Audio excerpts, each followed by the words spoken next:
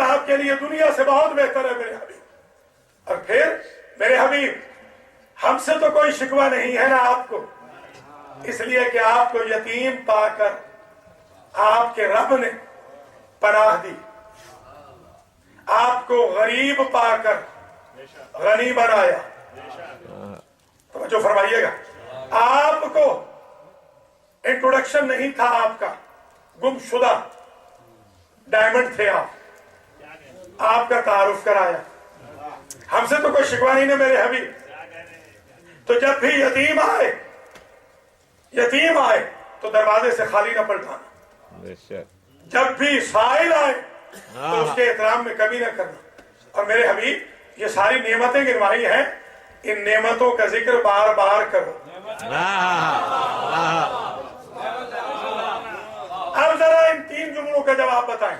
الم یجد کا یتیما فآوا، قرآن کہتا ہے والذین آووا ونصروا اولئک هم المؤمنون حقا، جنہوں نے میرے محمد کو پناہ دی اور نصرت کی، حقیقی مومن یہی ہے۔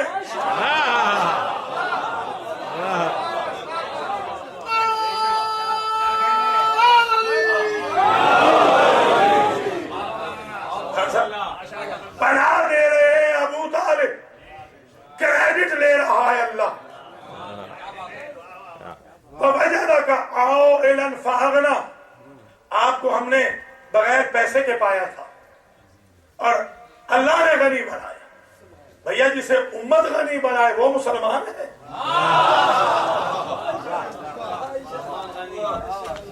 یہاں پر ابو طالب 100 اونٹ دے رہے ہیں، 100 اونٹ، یوں سمجھ لیجئے 100 مرسڈیز اس زمانے کے، بے شک 100 مرسڈیز دے رہے ہیں کہ آپ اپنا قرضہ اتار لیجئے بھتیجے، کیونکہ لوگ تانے دیتے ہیں، مجھے اچھا نہیں لگتا، یہ قرض آپ اتار لیجئے، 100 اونٹ میرا آپ کے لیے حاضر ہے۔ تو آپ ابو طالب کو غریب نہ کہنا، ابو طالب تو اس امیر کا نام ہے جو رسالت کی غربت کو دور کر دے۔ بے شک فاغنا، اللہ اکبر۔ الم یجد کا یتیما فآوا ووجدک عائلا فاغنا ووجدک ضالا فہدی۔ اس کا میرے بھائیوں نے تو ترجمہ یہ کیا، نعوذ باللہ، کہ تمہیں گمراہ پایا اور اللہ نے تمہاری ہدایت کر دی۔ اچھا، انگلی پکڑ کے چلایا ہے ابو طالب نے، بے شک۔ اگر ان کا ترجمہ لیا جائے تو ابو طالب کو افضل محمد ماننا ہوگا۔ اب ترجمہ ہم سے سنیں، غال کا ایک معنی ہوتا ہے گم شدہ، آپ کا انٹروڈکشن نہ تھا، آپ کو گم شدہ پایا، لوگ آپ کا تعارف نہیں جانتے تھے، آپ مس انڈرسٹوڈ تھے، مس انفارم تھے، مس انٹروڈیوس تھے، تو ہم نے تعارف کرا دیا آپ کا۔ اب تعارف کرائیں ابو طالب اور کریڈٹ لے اللہ۔ ادھر اللہ اپنے قول و فعل کے بارے میں کہتا ہے وَمَا يَنْتِقُ عَنِ الْهَوَىٰ إِنْ هُوَ إِلَّا وَحْيٌ يُوحَىٰ، میرے حبیب یہ تم نہیں بولتے، یہ ہم بولتے ہیں۔ وَمَا رَمَيْتَ إِذْ رَمَيْتَ وَلَٰكِنَّ اللَّهَ رَمَىٰ، یہ سنگریزے تم نے نہیں پھینکے، ہم نے پھینکے ہیں۔ ایک مرتبہ تو اللہ کے قول و فعل کا معیار یہ ہو کہ اللہ رسول کے قول کو اپنا قول کہے، رسول کے فعل کو اپنا فعل کہے، اور ایک مرتبہ کافر کی پناہ کو اپنی پناہ کہے۔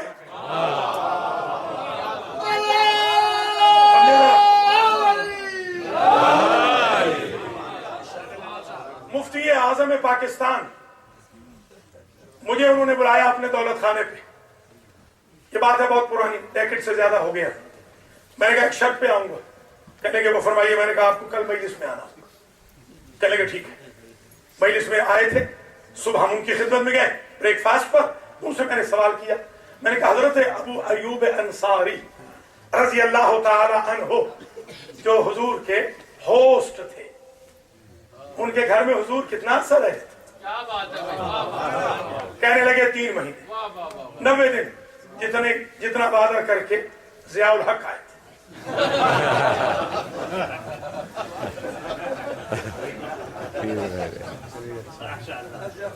تو میں نے کہا کہ فرمائیے ابو ایوب انصاری کے بارے میں کوئی کامنٹری نبی کی تو فرمانے لگے جب 90th ڈے 3 مہینے کے ایگزیکٹ بعد ہاں سرکار چلنے لگے تو فرمایا یا ابا ایوب انصاری، وہ ابھی بھی مفتی اعظم ہیں، ابھی بھی حاضر سروس ہیں، یا ابا ایوب الانصاری ہاتھ قلمن و دواتن و قرطاسا اکتب لک جواز الجنہ۔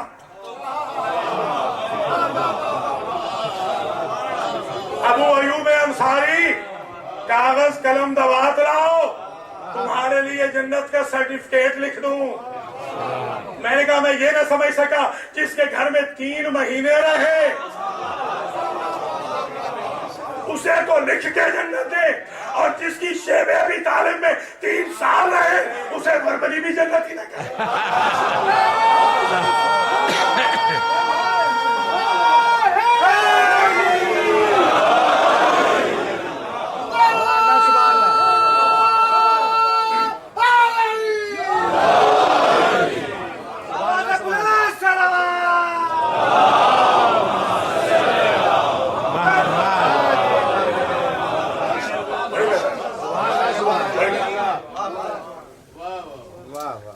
قرآن مجید کی 2 آیتیں اور سن لیجیے۔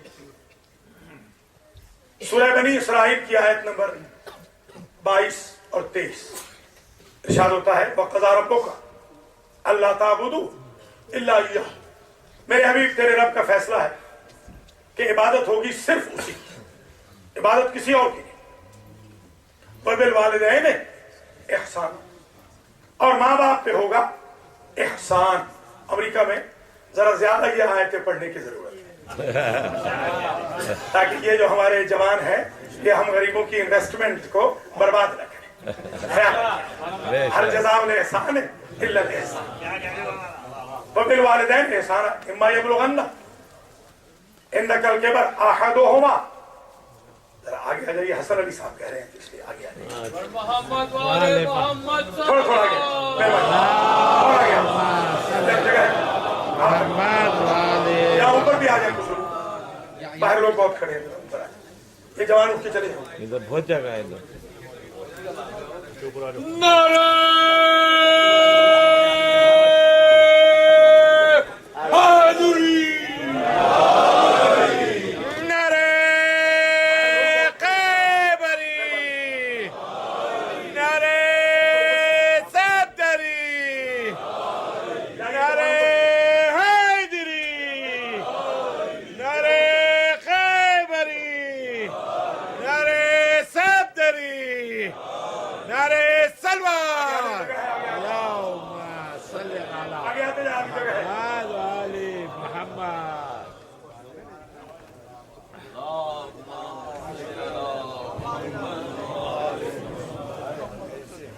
نعرہ سلوان، اللہم صلی علی محمد وآل محمد۔